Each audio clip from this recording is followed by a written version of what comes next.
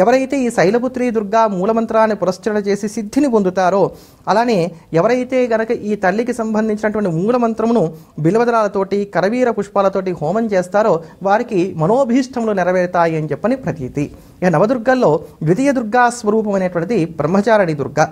దదాన కరపద్మాభ్యాం అక్షమాలా కమండలు దేవి ప్రసీదతుమయి బ్రహ్మచారిణ్యోత్తమ అంటూ ఆ తల్లిని నమస్కరించుకుంటూ ఈ తల్లికి సంబంధించినటువంటి విశేషాలను తెలుసుకుందాం. వేదేషు చరతే యస్మాత్ తేనసా బ్రహ్మచారిణి అనేటువంటి దేవీ పురాణ వచనాన్ని అనుసరించి వేదముల యందు చరిస్తుంది గనక ఈ తల్లికి బ్రహ్మచారిణి అనేటువంటి పేరుంది అని చెప్పని అన్నారు. అంతేకాక ఈమె బ్రహ్మచారిణి స్వరూపంలో ఉన్నప్పుడు మనకి బ్రహ్మము అంటే తపస్సు అనేటువంటి అర్థం ఉంది కనుక ఈమె పరమేశ్వరుణ్ణి తన భర్తగా పొందడానికి గాను విశేషమైనటువంటి తపస్సు చేసింది కనుక ఈ తల్లికి బ్రహ్మచారిణి అనేటువంటి పేరు వచ్చింది.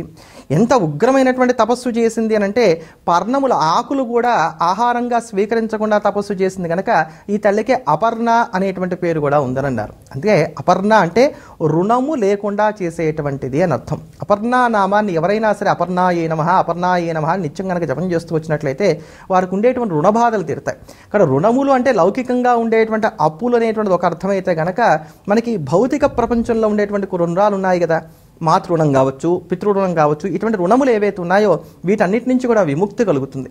ఎప్పుడైతే రుణముల నుంచి విముక్తి కలుగుతుందో అప్పుడే మోక్షం లభిస్తుంది. కనుక మోక్షానికి అవరోధంగా ఉన్నటువంటి రుణముల నుంచి మనల్ని తరింపజేసేటువంటి శక్తియే ఈ బ్రహ్మచారిణి దుర్గాదేవి.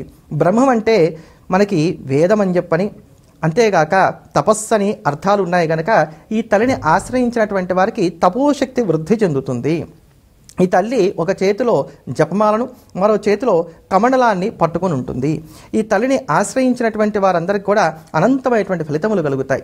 తేజస్సు, త్యాగము, వైరాగ్యము, సదాచారము, సంయమనము ఇవన్నీ కూడా వృద్ధి చెందడానికి కాను ఆస్కారాలు ఏర్పడతాయి. నవరాత్రుల్లో 2వ రోజు నాడు ఈ దుర్గా స్వరూపంలో మనం అమ్మవారిని ఆరాధన చేస్తాం. ఈరోజు చేసేటువంటి దుర్గా ఆరాధన వలన మనందరికీ కూడా విజయం కలుగుతుంది. అంతేగాక స్వాధిష్టాన చక్రము ప్రచోదనం అవడానికి గాను ఆస్కారాలు ఏర్పడతాయి. ఈ తల్లికి సంబంధించి అనేకమైనటువంటి మంత్రములు మనకు మంత్రశాస్త్రంలో కనబడుతున్నాయి. ఏకాక్షరం కావచ్చు, త్రక్షరం కావచ్చు, షడాక్షరం కావచ్చు, ఇటువంటి అనేకమైనటువంటి మంత్రాలు కనబడుతున్నాయి. వీటిలో ఏదన్నా సరే ఒక మంత్రాన్ని స్వీకరించి సాధన చేసి కింసుక పుష్పములు గనక అమ్మవారికి సమర్పణ చేసినట్లయితే గనక వారిలో ఇంద్రియ నిగ్రహం కలగడానికి గాను ఆస్కారం ఏర్పడుతుంది. అంతేగాక ఈ బ్రహ్మచారిణి దుర్గకే ఉమా అనేటువంటి నామాంతరం కూడా ఉంది. ఉమా హైమవతి బహుశోభమానాని కేనోపనిషత్తులో చెప్పబడినటువంటి ఉమాస్వరూపం ఈ తల్లి యొక్క స్వరూపమే. ఈ సంసారమే గొప్పది అనుకునేటువంటి భ్రాంతి నుంచి మనల్ని బయటపడవేసి జ్ఞానం వైపు నడిపించేటువంటి శక్తే ఈ బ్రహ్మచారిణి దుర్గ.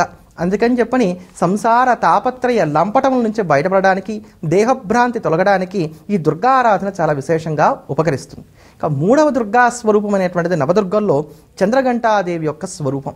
ఈ చంద్రఘంటాదేవి యొక్క స్వరూపం చాలా విశేషమైనటువంటిది.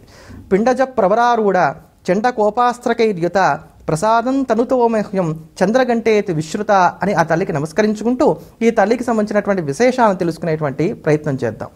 ఈ చంద్రఘంటాదేవికే చంద్రగంట అనేటువంటి పేరు కూడా ఉంది. ఈ చంద్రగంట అనేటువంటి పేరు మనకి కాలభైరవ సంహితలో మనకి స్పష్టంగా కనబడుతూ వస్తుంది. మహాకాల సంహితలో మనకి చాలా విశేషంగా కనబడేటువంటి పేరు.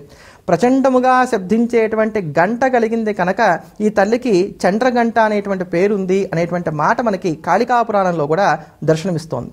అంతేగాక చంద్రుని వంటి నిర్మలమైనటువంటి గంటను కలిగి ఉంది కనుక ఈ తల్లికి చంద్రగంట అనేటువంటి పేరుంది అనేటువంటి మాట కూడా చెప్తున్నారు. ఈ తల్లి చేతిలో ఉండేటువంటి గంట అసామాన్యమైనటువంటిది.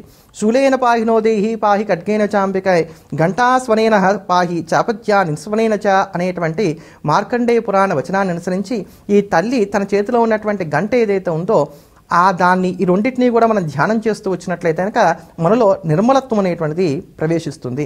మిక్కిలి శాంతిప్రదాన్ని కలగజేస్తుంది ఈ తల్లి అని చెప్పని మనం చెప్పుకోవచ్చు. ఈ అమ్మవారు 10 చేతులతోటి మనకి పులి మీద స్వారీ చేసి ఉన్నటువంటి స్వరూపంలో దర్శనమిస్తూ ఉంటారు.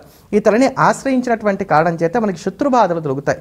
ఎప్పుడు కూడా యుద్ధం అంటే ప్రీతి కలిగి ఉండేటువంటి దేవతగా ఈ తల్లిని చెప్తారు. ఇక్కడ తల్లి దేంతో యుద్ధం చేస్తుంది అంటే కామ క్రోధ లోభ మోహమద మాత్సర్యాది వికారములతో ఉన్నటువంటి వారు ఎవరైతే ఉన్నారో వారిలో ఉన్నటువంటి ఈ అంతఃశత్రువులందరినీ కూడా సంహరించి వారికి నిర్మలమైనటువంటి మానసిక స్థితిని కలగజేసి శమదమాది సంపత్తిని కలగజేసి క్రమేపీ వారికి మోక్షాన్ని కలగజేయడానికి కాను చేసేటువంటిదే ఈ యుద్ధముగా మనం